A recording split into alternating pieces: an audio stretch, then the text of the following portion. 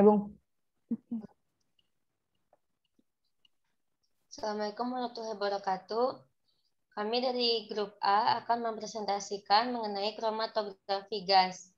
Anggota kami terdiri dari Dewi Sulistiani dengan NIM 4313420007, Bunga Zahira Sasabila Sofian 4313420029, Melisa Kristiani 4313420041, dan Prima Gita Islami 4313420043.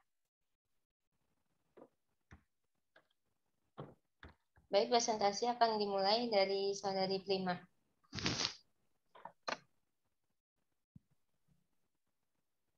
Topik yang dibahas itu akan ada definisi, prinsip kerja, bagian alat dan fungsi alat, kemudian ada contoh penerapan alat dan juga penggunaan.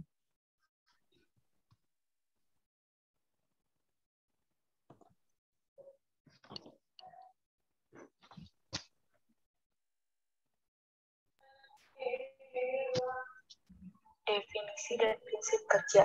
Merupakan teknik pemisahan terhadap solut-solut yang mudah menguap dan stabil terhadap panas.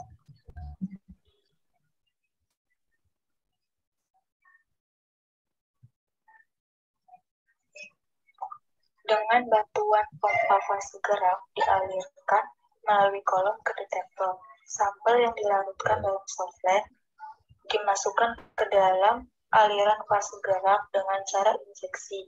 Di dalam kolom terjadi pemisahan komponen dua campuran. Perbedaan kekuatan interaksi antar solut-solut dengan fase diam pada kolom. Solut-solut yang kurang kuat interaksinya dengan fase diam akan keluar dari kolom terlebih dahulu.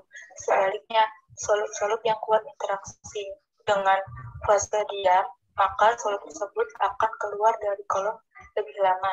Setiap komponen campuran yang keluar dari kolom deteksi dan oleh detektor kemudian direkam dalam bentuk kromatogram.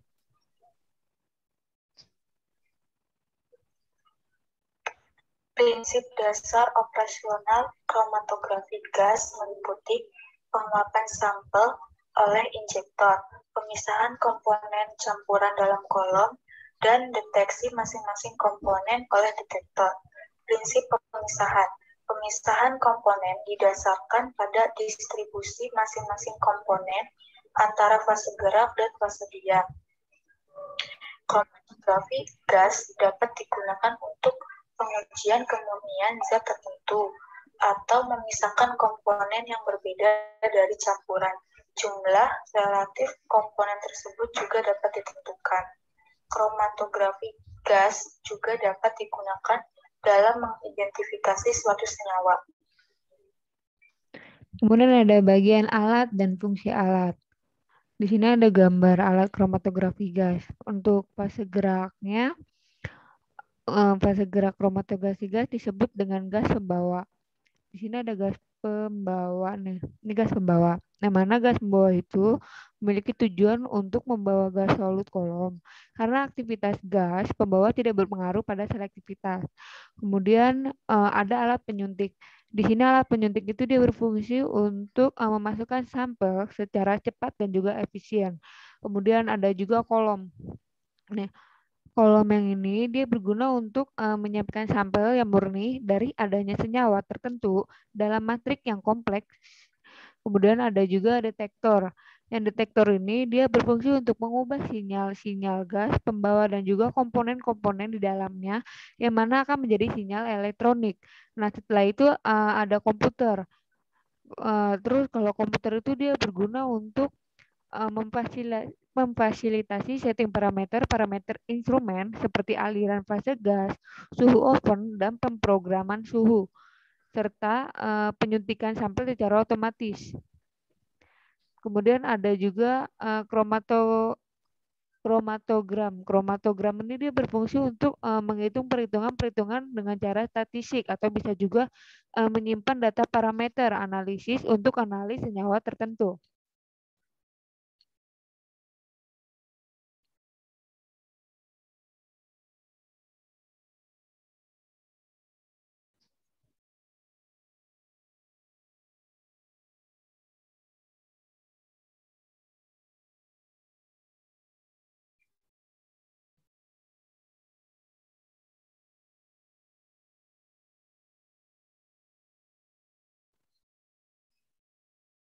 Kemudian penerapan kromatografi gas. Di sini ada analisis kuantitatif.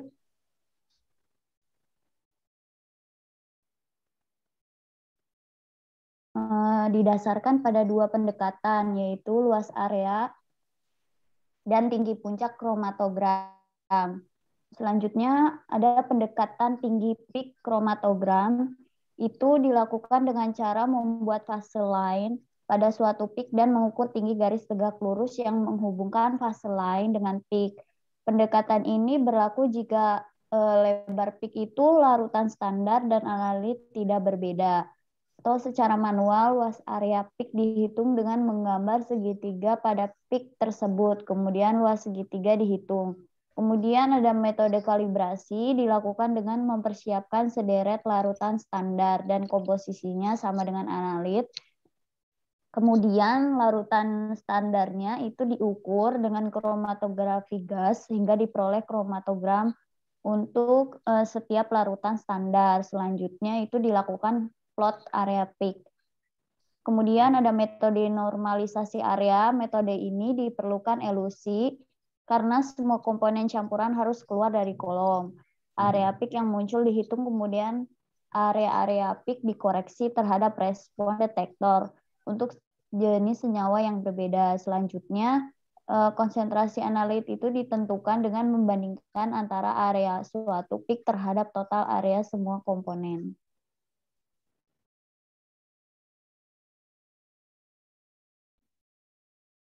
Kemudian metode operasional. Pengukuran kromatografi gas dapat dilakukan dalam dua metode operasional, yaitu metode isotermal dan mode pemrograman suhu. Yang pertama, mode isotermal, yaitu suhu di kolom tetap dijaga selama pengukuran. Sedangkan metode suhu kolom dapat diprogram. Misal dalam keadaan pengukuran dilakukan pada suhu kolom 40 derajat Celcius dan pada pengukuran 150 derajat Celcius dengan kenaikan suhu 5 derajat Celcius per menit.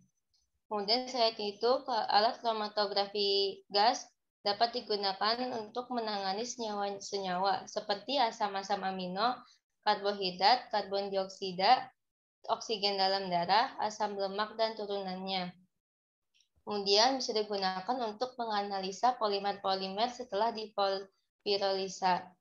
Kemudian untuk menguji kualitas terhadap minyak bahan alam. Kemudian bisa juga digunakan untuk sisa pestisida. Jadi kromatografi gas memiliki detektor yang sensitif sehingga dapat menentukan atau mengontrol sisa-sisa pestisida yang diantaranya senyawa mengandung halogen, belerang, nitrogen, dan fosfor. Kemudian dapat digunakan sebagai pengontrolan kualitas dan menganalisis hasil bahan pengamatan. Dan terakhir untuk menentukan lemah reaksi pada pengujian kemurnian hasil bahan. Ya baik, sekian dari presentasi kami. Kurang lebihnya mohon maaf. Wassalamualaikum warahmatullahi wabarakatuh.